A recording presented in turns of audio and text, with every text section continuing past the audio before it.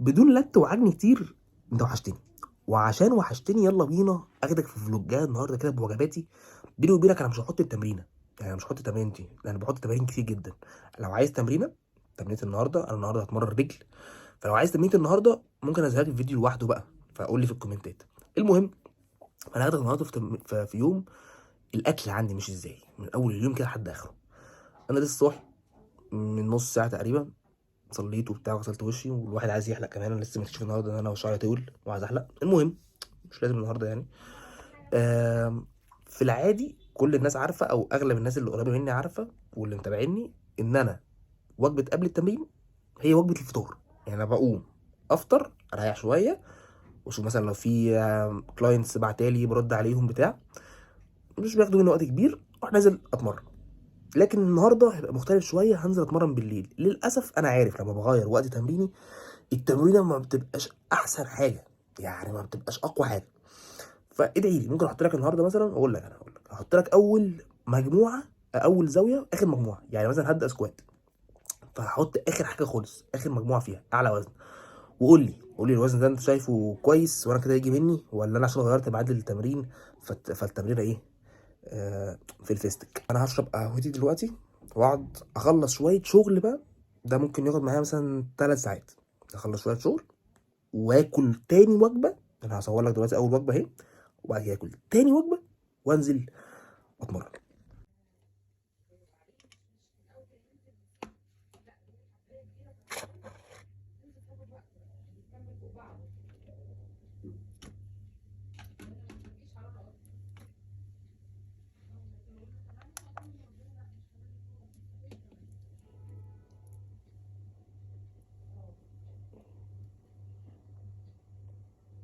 انا عكس الناس دي بطاطا مشويه عادي، مفيش اي مشكله.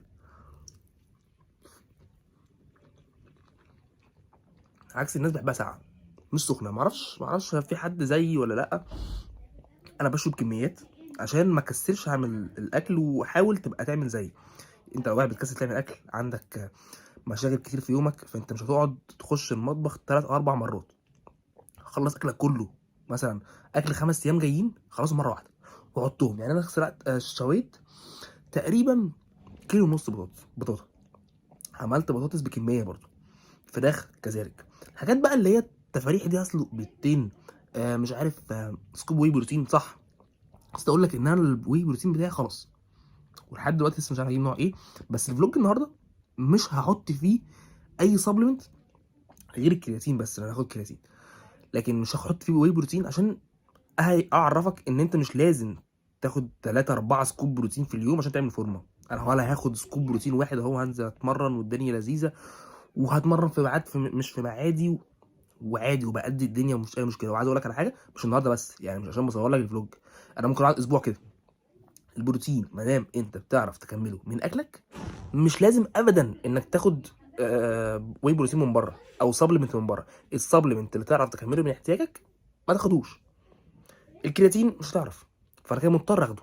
انت فاهمني؟ ومش اساسي برضه، يعني هو والله هو مش حاجه اساسيه خالص. يعني انت هتعمل فورم من غير كرياتين مفيش اي مشكله، هو عامل مساعد بس مش اكتر. بعد ما خلصت شويه شغل، نعمل بقى قهوتنا اللذيذه. تعالى اقول لك على كام تريكايه كده تعمل بيهم القهوه. اولا كميه القهوه اللي بتحطها في الكنكه دي براحتك انت. انا بحب 3 4 معالق، بحب القهوه تقيله. عادي، في ناس بتحب القهوه خفيفه، في ناس ما بتحبش القهوه التركي اصلا على فكره. يعني دي القهوه التركي، في ناس بتحب الاسبريسو، براحتك. انا بحب التركي، بحب الكوبايات تبقى مليانه، تبقى كوبايات كبيره. فبالتالي مش هشرب ميه، هشرب قهوه، فهحط 3 4 معالق. المنطقي انك بتحط اقل من كده. السكر برضو بتظبطها على حسب ذوقك، لكن في التركايه بقى انك تحط ميه ساقعه، ساقعه من الثلاجه، مش تحط ميه من الحنفيه. كل ما القهوه هتتحط على النار اكتر، كل ما هيبقى طعمها احسن، هتستوي اكتر. حلو. الدنيا بترخ رخه مش طبيعيه بره، بتشتي. المفروض اي حد منطقي وعقلاني في الشتاء اللي بره ده. تلج على فكره، امبارح بالليل كانت بتشتي تلج، هحط لك الصور اهو، كانت بتشتي تلج. فقعدت تدفى وتنام وبتاع وخلاص لا، لا، هتنزل التمرين، انزل التمرين. المهم، فاحنا هنشرب القهوه وهناكل اكلنا، فراخ والصدور. لو هتسالني الصدور دي اتعملت ازاي، انا ما اعرفش اصور لك بصراحه، لان انا عاملهم من فتره. يعني الفراخ والبطاطس انا عاملهم من فتره، فما صورتهم لكش. بس اقول لك الطريقه بايجاز كده، يعني مختصر المفيد. البطاطس اسلقها في ميه عادي، بس ما تسيبهاش في ميه بس، حط توابل.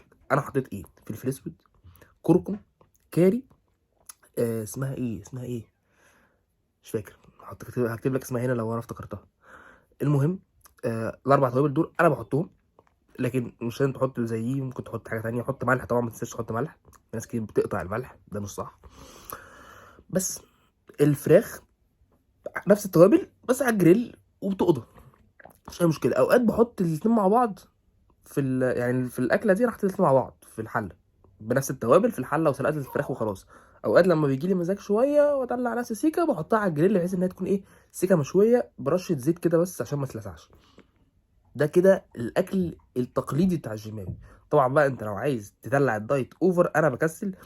ففي كتاب وصفات فيه 50 وصفه، تقدر بقى تكلمني من الرقم اللي هسيبهولك تحت، ولو انت عايزه هبعتهولك، مش اي مشكله. ف 50 وصفه بقى، بيتزات ومكرونه بشاميل وكشري وكبده اسكندراني قصه وتشيز كيك. فانا مدلعك يعني. بس طبعا انا ما ببقاش فاضي قوي ان انا اعمل حاجه زي كده. ممكن في ايام الدلع، ايام الاجازه بتاع ماشي، لكن بقيه الاسبوع انا عايز انجز حالي وعايز التزم بالدايت في نفس الوقت. يعني انا مش هتعب قوي في العمايل، فهيجي في يوم هكسل، مش هعمل الاكل. طب يلا بقى شوف عندكم اكل ايه النهارده معمول، طبيخ ولا اكل مش دايت مش محسوب، فهضرب ويوم يسحب يوم. وده اللي بيقع فيه ناس كتير. عشان كده بقول لك لازم تحضر اكلك بنفسك. ولازم لو انت ما عندكش وقت، فحضر بكميات ويبقى على الوزن وفي الميكرويف وبيقضى. فاهمني؟ تخيل لو كنا بنكتر، يعني انا بدأ، بس تخيل لو كنت بكتر. انا بتمرن انت وانا بكتر. لا انت ماشي. ايه بصور الكلام ده؟ ايه بصور؟ انا بصور. كنت بكتر، انا مثلا كان زمان انا بصور، ما ينفعش تقول اتبظر، مش محترمه ايه. بصور. بصور فاهم. ما تيجي نعمل واحد اندومي. تقول اعملوا واحد. تعالى نعمل واحد.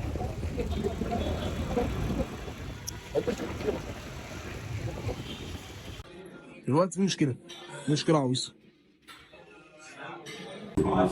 الوقت هي حالها هتيجي.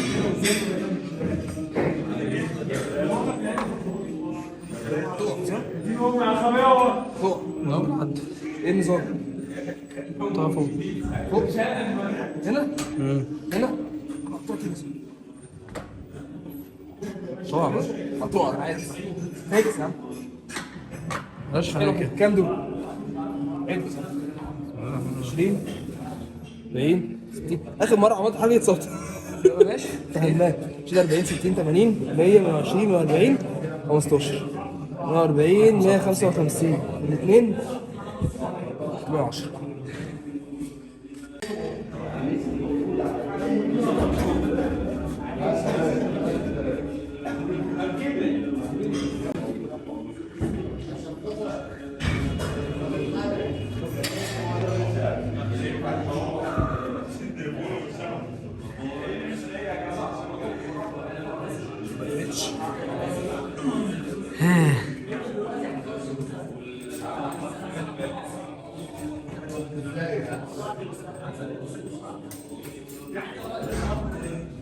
تيجي صح.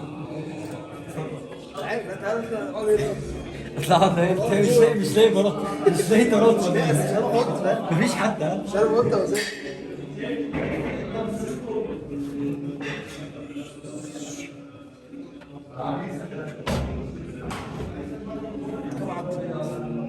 عايز كده. لا ما شاء الله.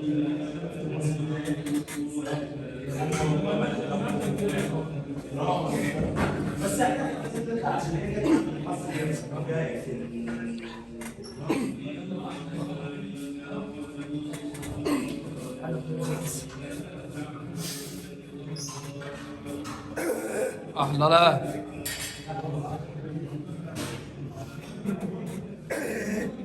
احلى ذوق. امور. يلا لسه تاني، لسه كتير. احلى. لسه فيه، لسه فيه والله. والله فيها واحدة كمان، والله فيها واحدة. خلي بالك دي بالتمرينة كلها دي. واحدة كمان؟ واحدة كمان. والله يا اخي دي التمرينة كلها. جامد، طلع بقى طلع. ايزي، ايزي ويت. مش كده، انا لسه بقول لهم ان انا مش هعدي الاوزان وبتاع وبالراحه ايوه واحده ما واحده، احنا كل مرة بنقول كده. مغير معايا التمرين. ايوه اشتغل العضلة.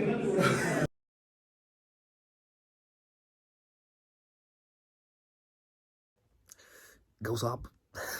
جو صعب يعني. بس الكونسيبت ان انا اخلص تمرين واجي ما اخدش دش، دي مش ما بعرفش اعملها بصراحه. بس الجو صعب على كل يوم دش. التمرين كانت حلوه وكسرنا اوزان والدنيا كانت تمام. والله مش قصه اوزان قوي يعني، اخر مره لعب بنفس الوزن، بس انا ما توقعتش ان انا هجيب 10 عدات. وفي نفس الوقت بقيت التمرينه كانت يعني مش احسن، مش زي اول زاويه بس ماشي. وجبه بقى التمرين بقى كبده ورز. بص بقى، بص، الكبده مفيش افتكاسه قوي. انت بس بتجيبها كبده اسكندراني متقطعه شرايح، لو انت عايز شرايح رفيعه عشان ما تاخدش وقت في السوا كبير، او تجيبها وتقطعها انت شرايح صغيره. توم، فلفل، على النار برش الزيت وقضيت. في الاخر خلصها واعصر نص الليمونه كده الحمد لله. الرز بقى، الرز لو عملت انا ده رز مصري. لو انت عملت رز بسمتي هيبقى احسن في الحوار ده، يعني في القصه دي هيبقى احسن. هقول لك ازاي. ما تعايرش، يعني ما تحطش كوبايه رز قصاد كوبايه ميه، كوبايه رز قصاد كوبايه ونص ميه، لا. تحط الرز بتاعك يا باشا، شوف عايز تحط رز قد ايه، وحط ميه براحتك. اغلي بس ميه في الكاتل وحط كتير، يعني مش المعيار، الكاتل كله يا عم. طيب بص على التايمر، انت هتقلبها تقلبتين او ثلاثه. حط براحتك. انا حطيت فلفل اسود وكركم وشويه ملح. وخلي بالك حط ملح ازيد سيكه من الطبيعي، لان هما هينزلوا في الميه. ليه بقى؟ لان هقول لك بعدين. انت هتقلب مرتين وبص في التايمر من 10 لربع ساعه، يعني قول مثلا في رينج ال 12 دقيقه. تقلب مرتين ثلاثه وتغطي ومعلي النار. الرز هيستوي، هتلاقي ميه كتير. تعمل ايه؟ تصفي في المصفى على طول. الرز جميل ومفلفل وحلو زي ما انت شايف. لو اتعمل في بسمتي يبقى 10 على 10، يعني ده اديله 8 من 10 لو مصري. لو اتعمل في بسمتي من الاخر. الحركه دي حرفيا انا على فكره من اوائل الفيديوهات اللي نزلتها على القناه هنا من 3 سنين كان على الحركه دي. كنت عامل رز بسمتي، قال لي في القناه في الاول خالص من 3 سنين. كانت نفس القصه كده، كنت حاطط برضه كركم كان لونه اصفر برضه. ف اعملها وادعي لي، اعمل الحركه دي وادعي لي. ولو عندك مصري زي ما انا عامله بالمصري اهو، الرز المصري العادي، اعمل كده وبيقضى برضه والدنيا تمام. ما تصعبش على نفسك. آه... اعمل برضه بكميه. عايز تعمل بكميه اعمل بكميه، لو انت يومك ما يسمحش زي ما قلت لك من شويه. و... وخد بقى انت النهارده مثلا مطلوب منك 200 جرام رز. انا سالق بقى 2 3 كيلو مش فارقه. خد 200 جرام رز بعد الطبخ بتوعك، هتوزنهم مع شويه الكبده بتوعك وخلاص. النهارده عملت الكبده ايه، عشان كده بقول لك انت ممكن تعمل اكل او اكل لا. يعني انت الكبده مش هتبقى حلوه قوي لما تقعد في التلاجة هتزفر، مش هتبقى ألذ حاجه. عادي في ناس بتحبها يعني، بس مش هتبقى ألذ حاجه قوي. يعني انا حابه اللي بتبقيين هسيبهم لبكره يوم، مش هسيبهم بقى 5 6 ايام. تلاقيها صفايه سيكه. لكن الفراخ تتساب يا باشا بالاسبوع عادي، مفيش مشكله، مش في التلاجة هتسخن خلاص. بس يا معلم، نهايه الفلوج النهارده. و تنساش بقى تعمل لي سبسكرايب ولايك وتشغل لي الجرس. بحبك.